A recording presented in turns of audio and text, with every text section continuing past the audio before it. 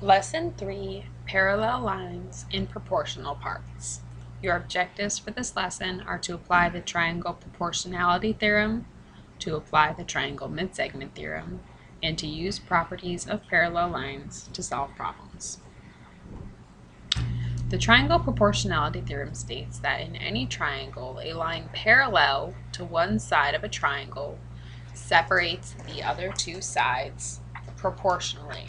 So in this triangle here, I could call it triangle ABC. It is cut by segment XY, and XY is parallel to BC. So in this case, I can say that AX over XB is equal to AY over YC. So the two small sides, AX and AY, went on top in this proportion, and the leftover pieces, XB and YC, went on the bottom. And this proportion is true. The fact that the converse is also true means that if I find this information, so if I know that AX over XB equals AY over YC, then I can say that segment XY is parallel to segment BC, or side BC. The midsegment of a triangle is a segment that joins the midpoints of two sides of a triangle. And the triangle midsegment theorem states that a midsegment is parallel to the third side and half of its length. So again, if I had triangle ABC here and XY, if I know that XY is a midsegment, so these two pieces are equal because X is the midpoint of AB, and then Y is the midpoint of AC, so these two parts are equal, then I can determine that these two sides are parallel. And if BC were, I don't know, 10 units long, then I could say that XY is 5 units long. So that's a pretty useful theorem. Example 1, in triangle ABC, EH is parallel to CB. That's marked here. Remember, these arrows means parallel. Find X. Okay, well, I'm going to start. Since those sides are parallel, I know that these sides are cut proportionally. I'm going to start by setting up a proportion. 18 over X plus 22, so those are the top parts, equals 6 over X plus 2. And notice that my same sides, so X plus 22 and X plus 2 are on the same side, AB. Those are both on the bottom. 18 and 6 are both on AC, and those are both on top. From here, I'm going to solve as I have before by cross multiplying. And I'm going to have 6 times X plus 22 equals 18 times X plus 2. My next step is to distribute. So I'm going to distribute a 6 on this side and an 18 on this side. I end up with 6x plus 132 equals 18x plus 36. Now I'm going to subtract my x's to get them on the same side. We have 132 equals 12x plus 36.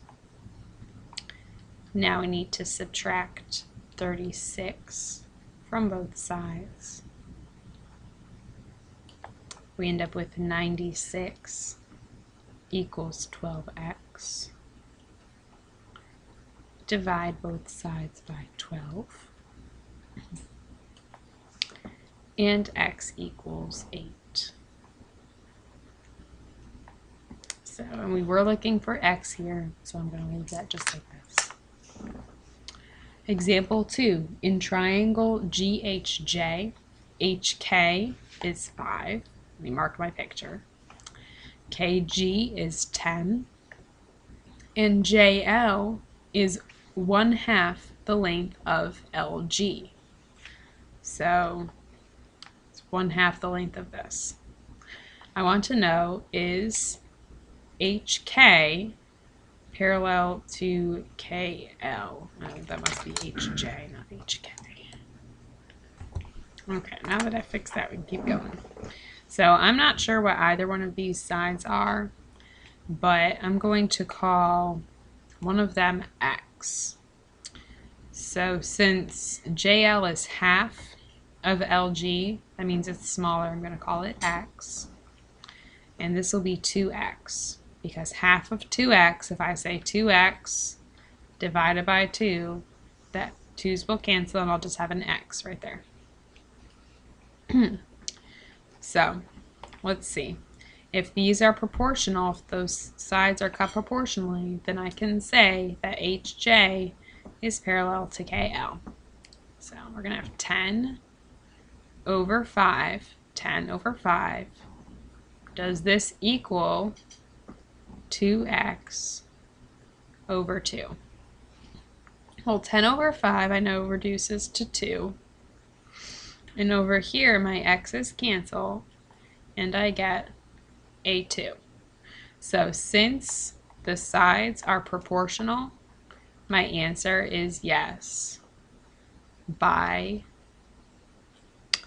the triangle, or actually the converse, I should say.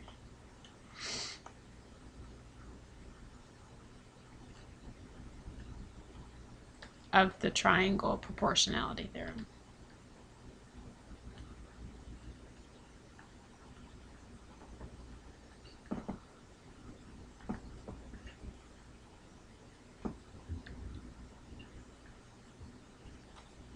Okay. When 3 or more parallel lines are cut two transversals, so 2 non-parallel lines, they separate the transversals into proportional parts. So you can see that here. We have L1, L2, and L3. These are parallel lines. Oh, that's off. So L1, L2, and L3 are all parallel. You can see those arrows here. So they cut the transversals, in this case T and S, into proportional parts.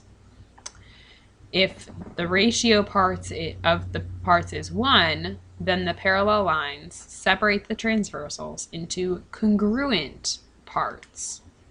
Okay, so in our first diagram, these are parallel lines, and so we can say that A over B equals C over D. So A over B is C over D. In this one, if we say that we have our parallel lines going the other way now, we could still say U over V equals W over X.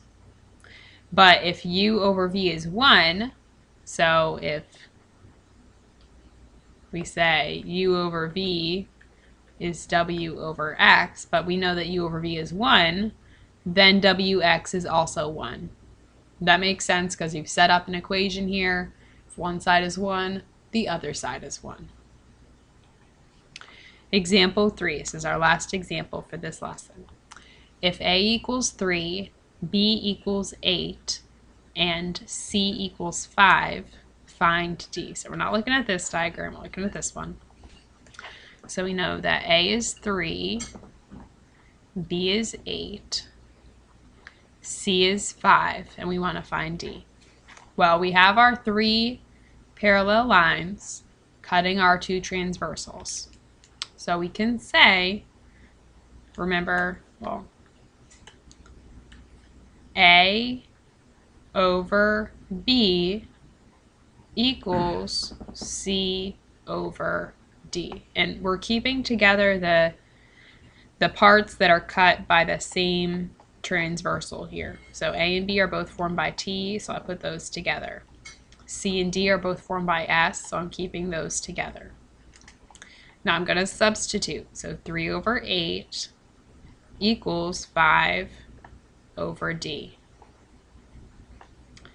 Now we need to cross multiply. 5 times 8 is 40, which equals 3D. Now we're going to divide by 3. And we have 40 thirds. So D is 40 thirds, which isn't going to simplify. So I'm going to leave it like that. If you did want to write that as a decimal, you would have 13.3 repeating. Okay. That is the end of our lesson.